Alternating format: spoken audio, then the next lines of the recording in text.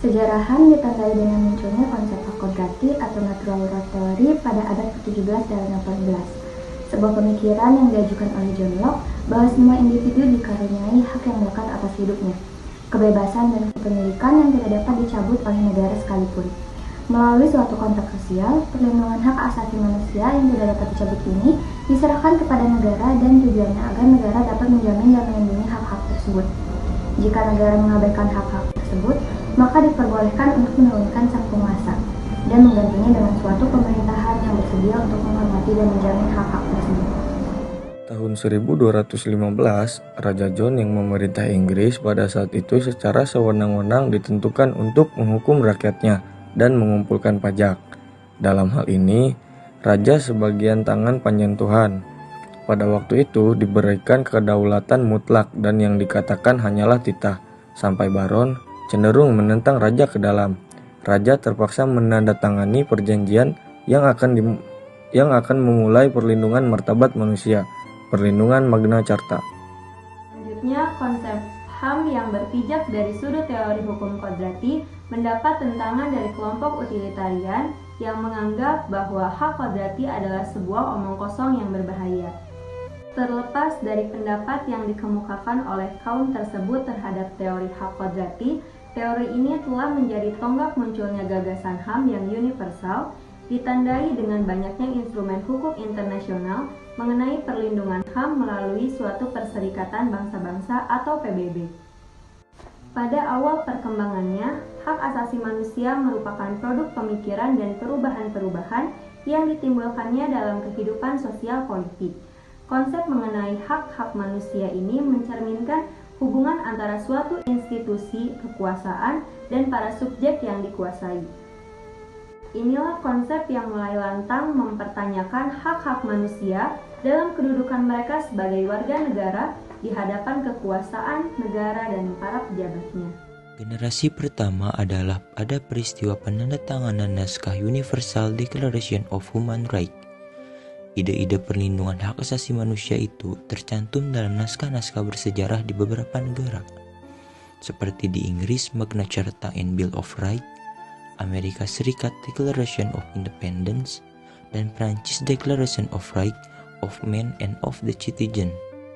Konsepsi elemen dasar generasi pertama mencakup soal prinsip integritas manusia, kebutuhan dasar manusia, dan prinsip kebebasan sipil dan politik.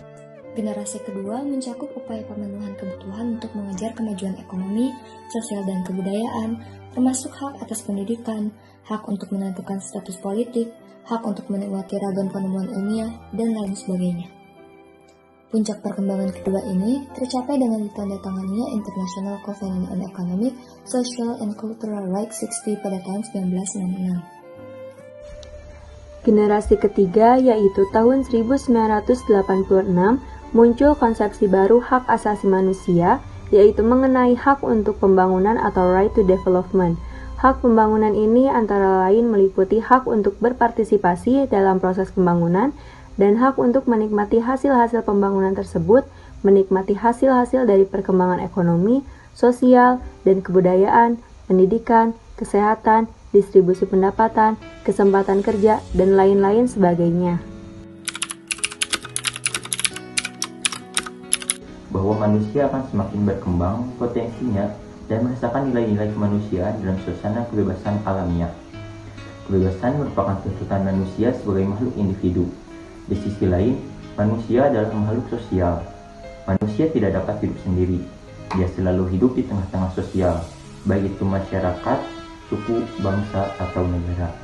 Dalam kedudukan manusia sebagai makhluk sosial inilah, masalah HAM menjadi sangat kompleks. Banyak benturan manusia yang satu dengan manusia yang lain, maupun kelompok yang satu dengan kelompok yang lain. Hidup dan kebebasan manusia diabaikan untuk kelompok.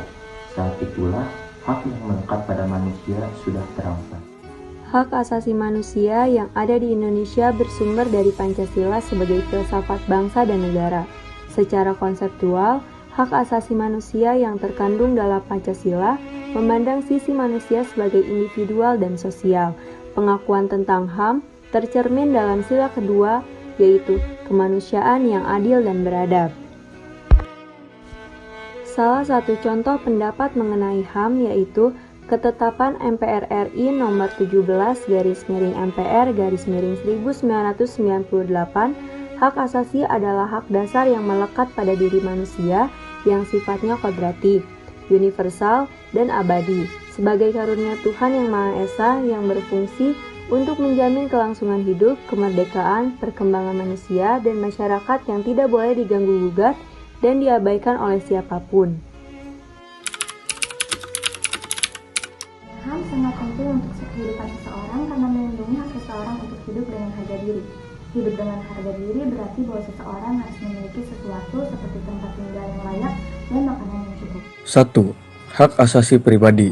Hak asasi pribadi adalah hak yang meliputi kebebasan menyatakan pendapat, kebebasan memeluk agama, kebebasan bergerak, kebebasan untuk aktif setiap organisasi atau perkumpulan dan sebagainya.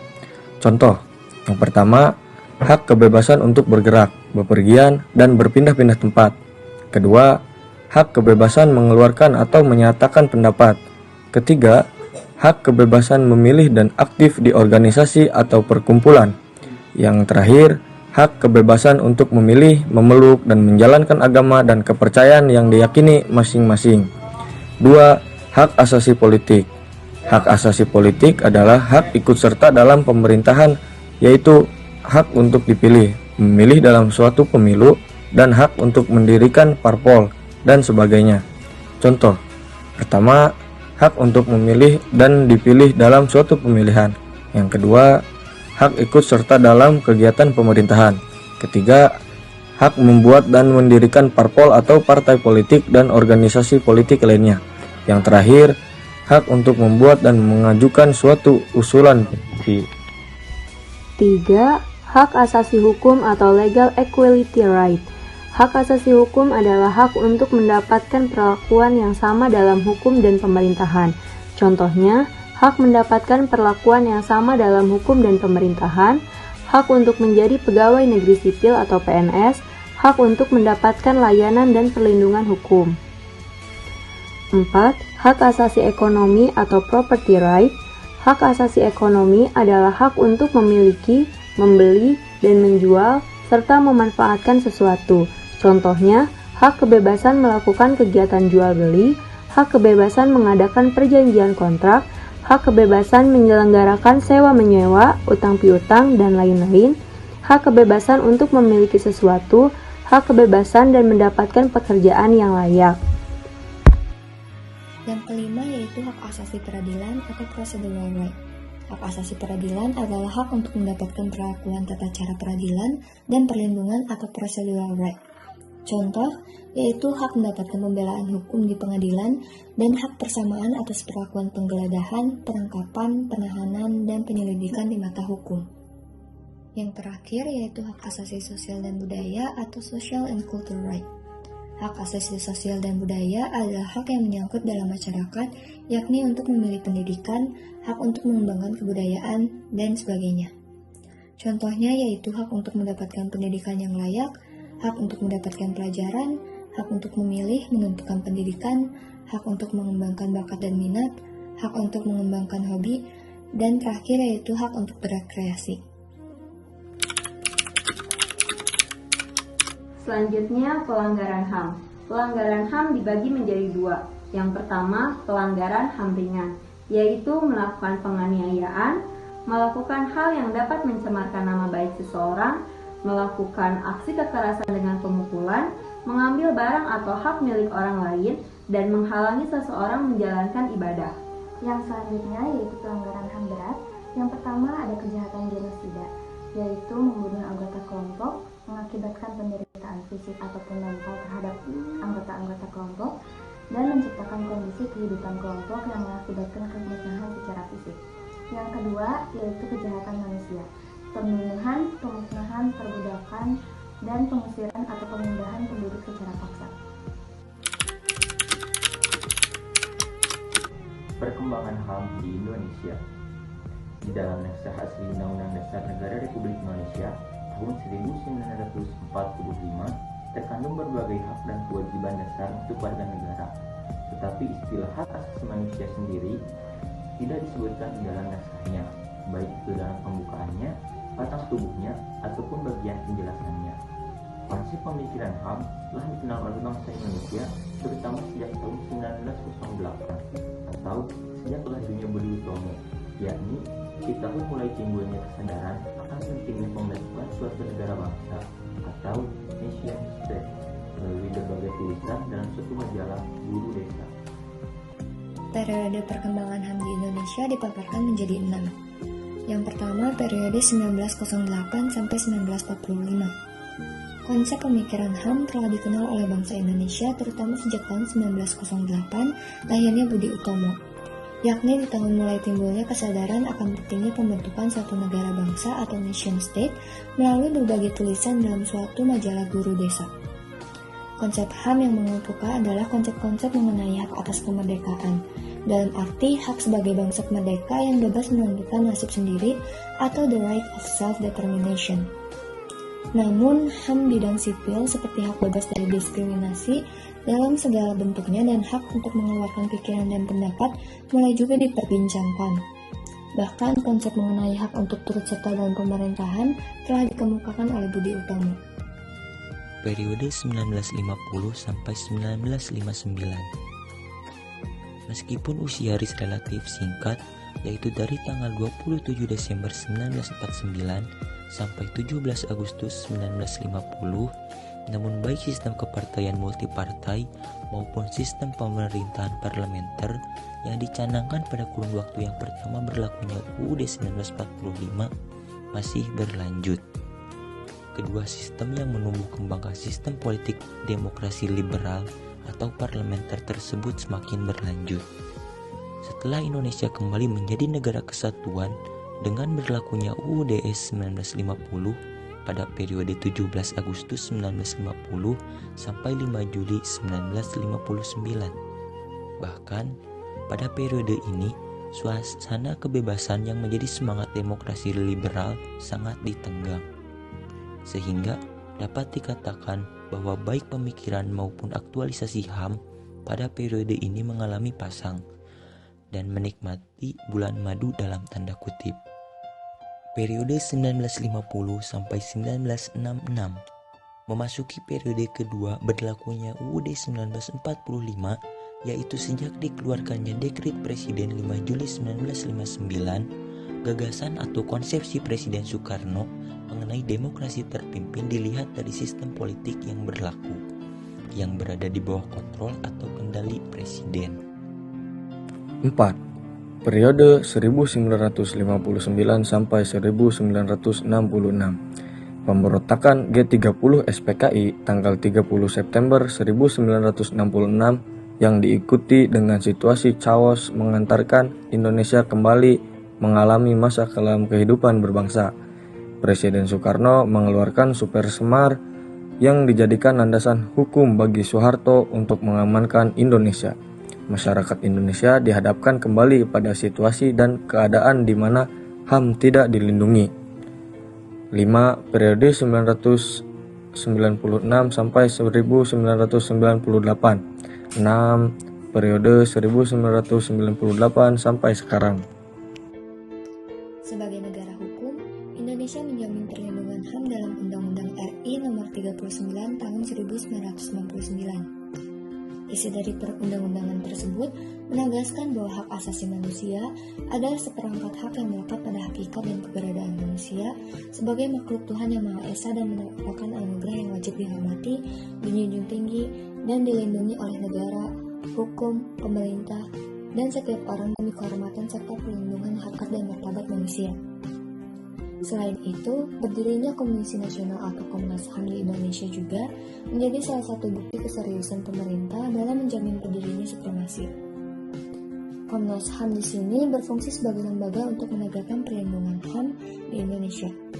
Di sisi lain, Indonesia juga terpilih menjadi anggota Dewan HAM PBB periode 2020 sampai 2022. Kondisi ini seharusnya semakin memperkuat penegakan HAM di Indonesia.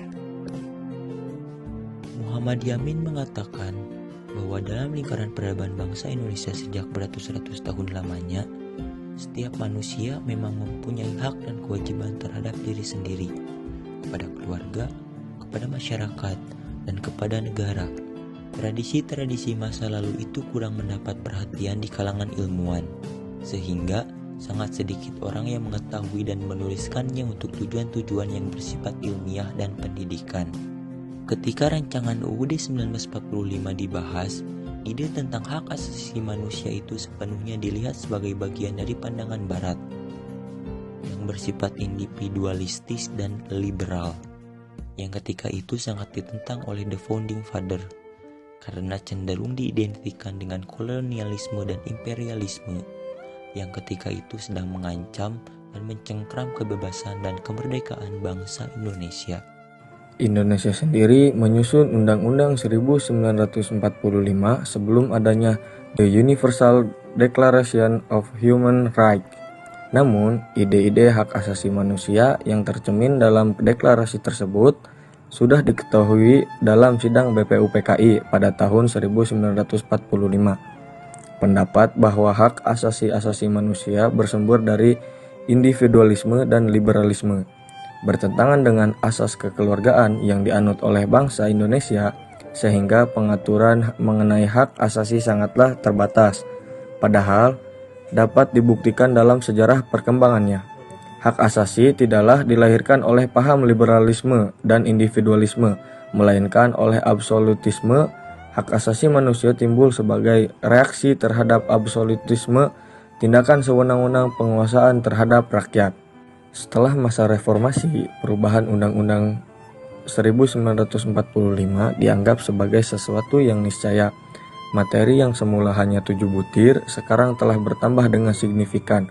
Perumusannya menjadi lebih lengkap dan menjadikan Undang-Undang NRI 1945 merupakan salah satu undang-undang yang paling lengkap memuat perlindungan terhadap hak asasi manusia.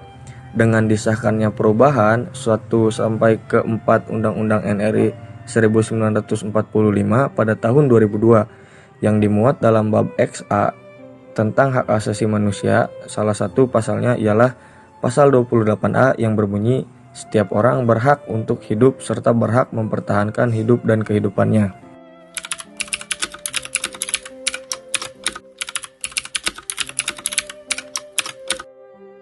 Marsina, ia adalah aktivis buruh berlidah tajam dan organisator terpelajar.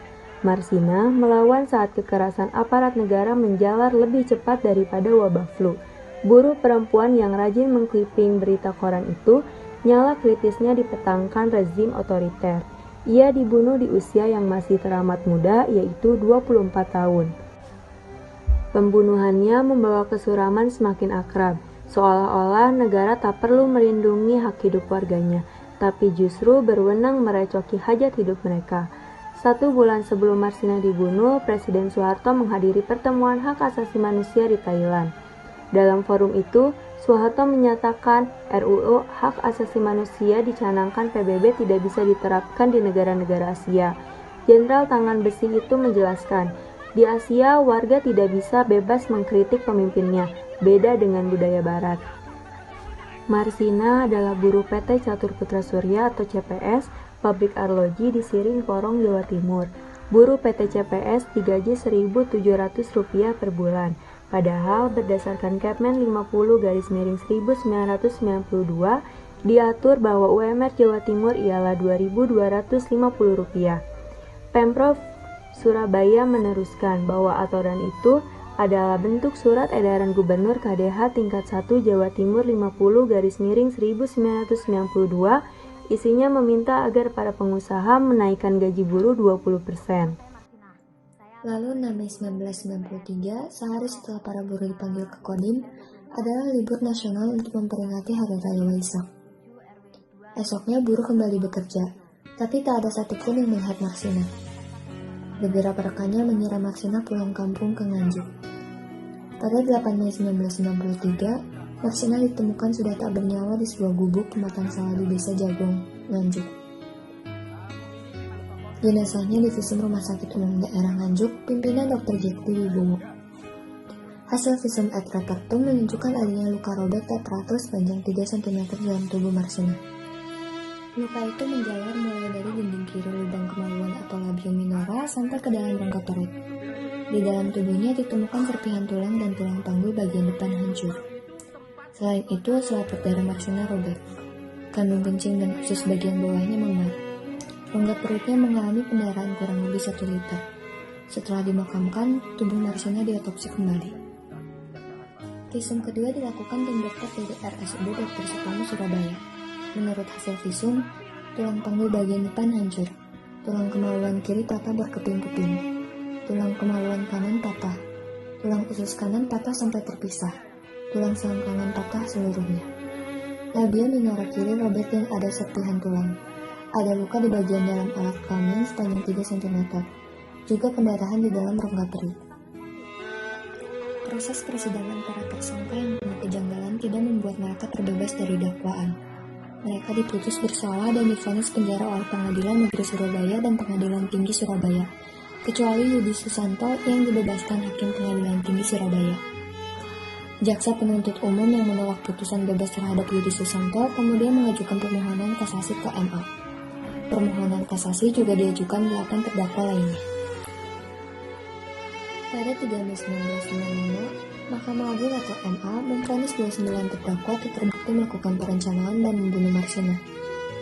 Hal itu tercatat dalam penelitian Iut Kurniasari dan Krisnadi yang termuat di Jurnal Publika Budaya Universitas Jember berjudul Konspirasi Politik dalam Kematian Marcina di Porong Sidoarjo tahun 1993 sampai 1995. 9 terdakwa dibebaskan, tapi siapa pembunuh Marcina hingga kini tak pernah diungkapkan pengadilan.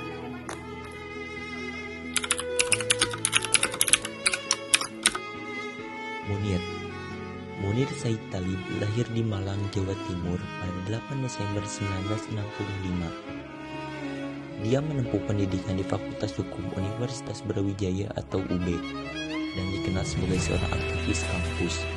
Pada 1998, dia menjabat sebagai Ketua Senat Mahasiswa Fakultas Hukum UB, Koordinator Wilayah 4 Asosiasi Mahasiswa Hukum Indonesia. Dia juga aktif di organisasi mahasiswa, Forum Studi Mahasiswa untuk Pengembangan Berpikir, Sekretaris Dewan Perwakilan Mahasiswa Hukum Uni Brau, dan anggota Himpunan Mahasiswa Islam atau HMI.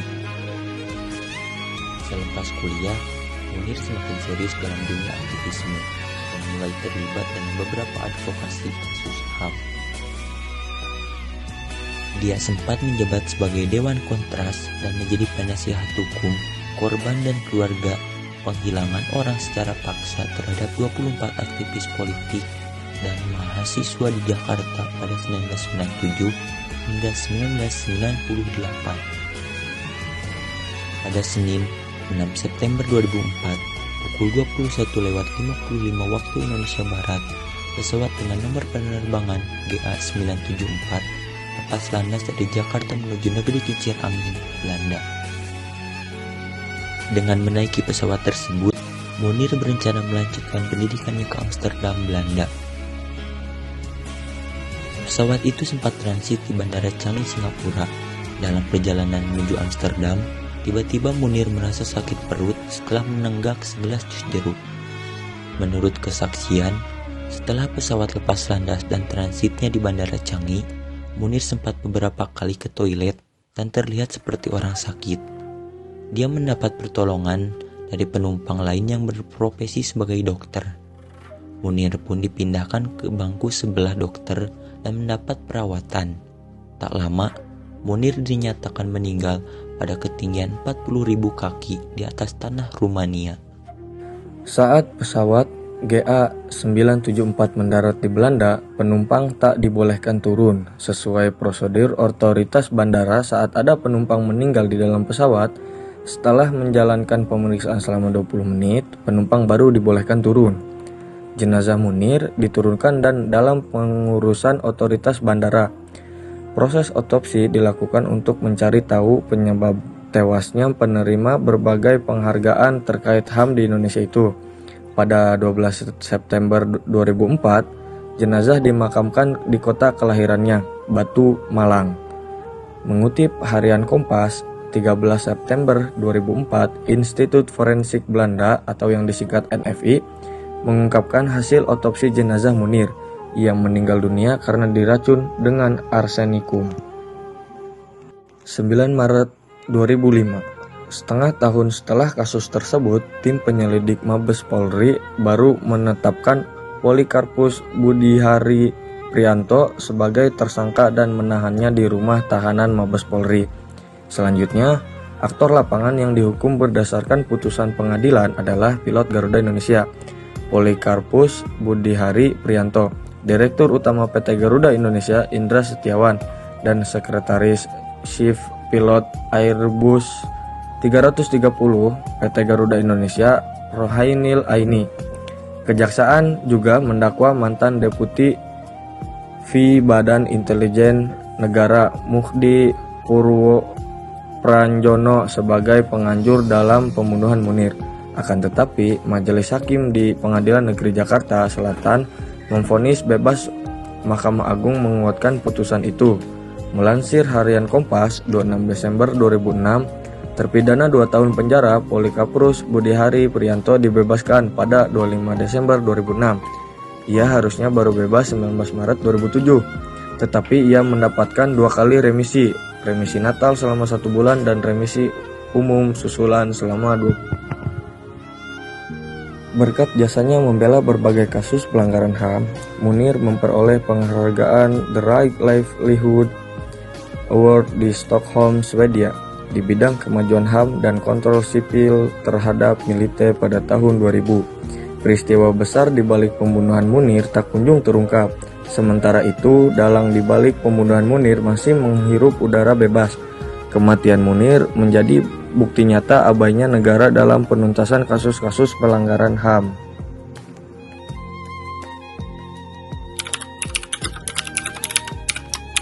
Kondisi HAM di Indonesia saat ini menurut Direktur Eksekutif Amnesty International Indonesia, Usman Hamid, mengatakan pelaksanaan HAM di Indonesia tidak berjalan dengan baik. Sebaliknya, HAM di Indonesia justru berjalan mundur. Menurut Usman, komitmen pemerintah tentang HAM sangat kecil, bahkan dikatakannya nyaris tidak ada. Dia menambahkan, di tingkat-tingkat tertentu pemerintah jelas merendahkan pentingnya hak-hak asasi manusia. Dalam siaran persnya, Amnesty International Indonesia menyebut bahwa 2020 adalah tahun pelemahan perlindungan HAM. Oleh karena itu, pemerintah Indonesia harus serius menjalani perlindungan HAM yang sejatinya memburuk selama beberapa tahun terakhir, dan juga mengevaluasi pendekatan kebijakan yang hanya menguntungkan stabilitas keamanan dan ekonomi di atas kewajiban konstitusional untuk melindungi hak asasi manusia. Sepanjang tahun 2020, Amnesty International Indonesia melakukan pemantauan terhadap situasi hak asasi manusia yang terjadi di Indonesia, juga menemukan pendekatan keamanan yang berlebihan dalam merespon pandemi COVID-19. Pemaksaan agenda sektor ekonomi dan serangkaian kebijakan publik lainnya berdampak negatif pada hak-hak asasi manusia. Menurut Amnesty, jumlah orang yang dihukum karena dituduh melakukan pencemaran nama baik terhadap pemerintah. Terjadi banyak intimidasi disebutkan. Terjadi banyak intimidasi kepada mahasiswa, akademisi, jurnalis, dan aktivis yang mengkritik pemerintah atau mengangkat isu-isu politik yang sensitif seperti pelanggaran HAM di Papua. Bentuk intimidasi tersebut termasuk pencurian kredensial akun media sosial, intimidasi digital, kriminalisasi, dan ancaman kekerasan secara fisik. Penerapan sewenang-wenang atas Undang-Undang Informasi dan Transaksi Elektronik atau Undang-Undang ITE dan Kitab Undang-Undang Hukum Pidana atau KUHP menjadi salah satu ancaman terbesar kebebasan berekspresi. Pandemi COVID-19 telah menjadi hantaman bagi semua orang tanpa terkecuali. Seharusnya negara tidak menambah penderitaan rakyat dengan melakukan pembatasan kebebasan individual warga maupun akses warga atas keadilan sosial, apalagi memfasilitasi kekerasan aparat, ujar Usman. Tahun 2021 akan sangat berat. Kami berharap bahwa di tahun 2021 pemerintah, parlemen, dan aparat penegak hukum membuka lembaran baru hak asasi manusia dengan mengevaluasi pendekatan-pendekatan keamanan dan ekonomi yang mengesampingkan hak asasi manusia,